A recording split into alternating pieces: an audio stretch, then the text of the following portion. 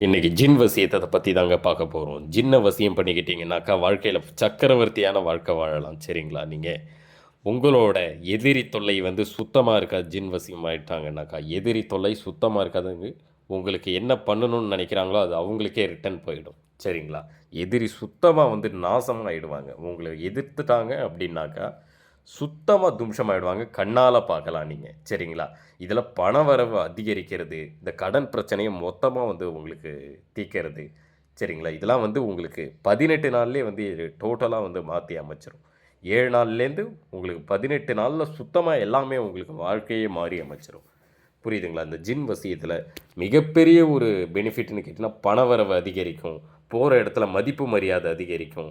பெண் ஈர்ப்பு உங்களுக்கு அதிகரிக்கும். பெண்கள் உங்களுக்கு மேல வந்து ரொம்ப வந்து ஆசைப்படுவாங்க.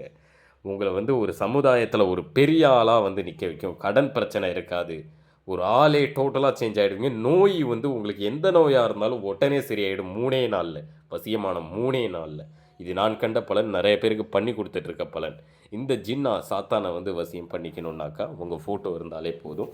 கால் பண்ணுங்க எனக்கு. கால் எடுக்கலனாக்கா, WhatsAppல வந்து என்ன பிரச்சனைன்னு பேசி அனுப்புங்க. சிறப்பான முறையில பண்ணிக்கலாம். நம்மகிட்ட மத்த இடம் மாரி கிடையாது. சரிங்களா? நம்மள்ட்ட நெறைய பேரு மத்த இடத்துல ஏமாந்து வராங்க மாந்திரீகம் பார்த்து.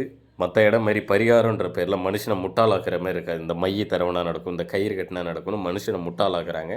நம்ம பண்றது பழைய காலத்து முறை. சொன்ன டைமிங்கில முடிஞ்சிரும்.